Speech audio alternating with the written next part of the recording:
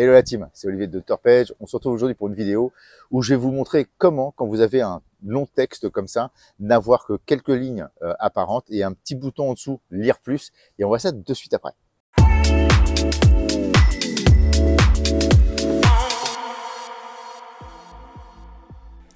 Hello la team, donc on se retrouve devant mon écran et donc ça vous est certainement déjà arrivé d'avoir des textes un peu longs sur vos sites. Donc là volontairement j'ai pris un texte très long.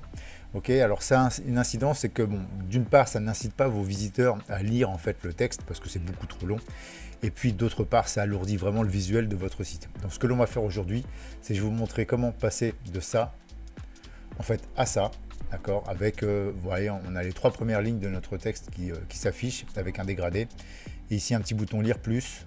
Hop, on a notre texte dans son entièreté qui s'affiche. Lire moins. Hop, le texte se rétracte. Et on a ce type de choses. Juste avant de commencer, n'oubliez pas de vous abonner à la chaîne, d'activer la petite cloche pour être averti des nouvelles vidéos. Alors pour rappel, je poste une nouvelle vidéo chaque semaine sur des tutoriels, des astuces, des conseils ainsi que des présentations de logiciels qui vous aideront à concevoir vos sites web. Alors pour ne rien rater, rien de plus simple, il vous suffit juste de cliquer là. Allez, sans plus tarder, on va rentrer dans le vif du sujet.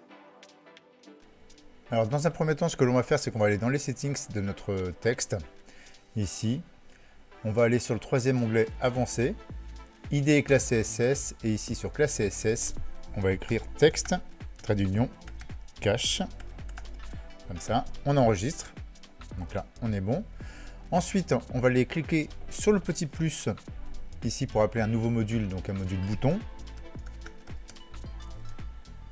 Valide. On est sur le bouton, alors vous inquiétez pas pour le clic, le texte en fait on va le changer à l'aide d'un code jQuery, je vais vous montrer ça de suite. On va aller dans un premier temps dans le deuxième onglet style. Vous voyez alignement, on va aligner notre bouton complètement sur la droite, voilà ici. Ensuite on va aller sur l'onglet bouton ici, utiliser des styles personnalisés pour bouton, on va mettre oui. Donc bouton taille du texte, on va le descendre à 14, voilà. Donc là, vous voyez, quand je passe la souris au-dessus, donc on a un fond gris, on a la bordure ici. Donc ce que l'on va faire, c'est que bouton arrière-plan, on va le mettre en transparent.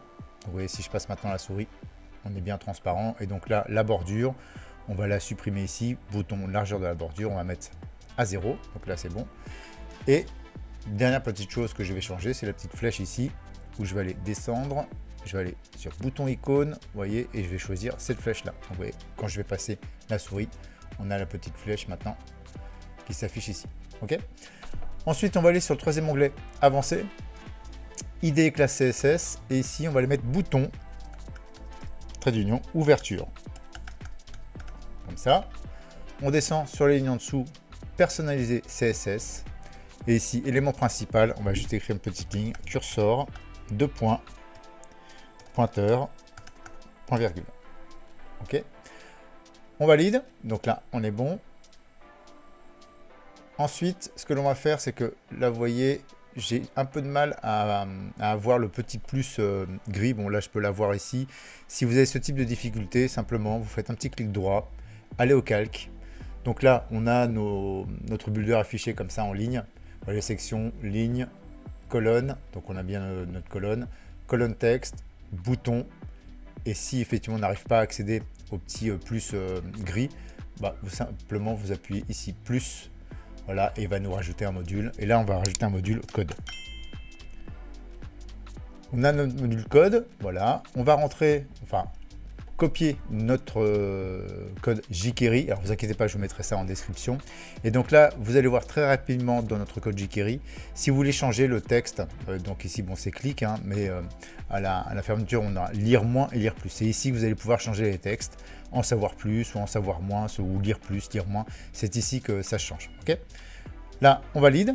Donc là, on est bon sur notre page. Ce que l'on va faire, on va aller sauvegarder ici. Ça, on va le fermer. On va aller quitter notre builder. Donc là, vous voyez que rien ne se passe. Très bien, on a toujours la même chose. Ok, lire moins, lire plus. Donc là, c'est bon. Ensuite, ce que l'on va faire, c'est qu'on va aller dans notre dashboard. Donc, Divi, option du thème, personnaliser CSS. C'est-à-dire que quand on arrive ici, option du thème, on arrive sur cette page-là. Voilà, et quand on descend tout en bas, on a personnalisé CSS. Et donc, on va aller copier notre code CSS. Donc ne vous inquiétez pas, encore une fois, je vous mettrai ça en description. On va aller sauvegarder les changements. Donc là, vous voyez, on a le petit, voilà, on est vert. Je retourne sur ma page. Ici, on va aller rafraîchir notre page. Donc voilà, on arrive sur cette page. Voilà, on a notre texte qui s'affiche, enfin les 3 premières lignes avec un aspect dégradé comme ça.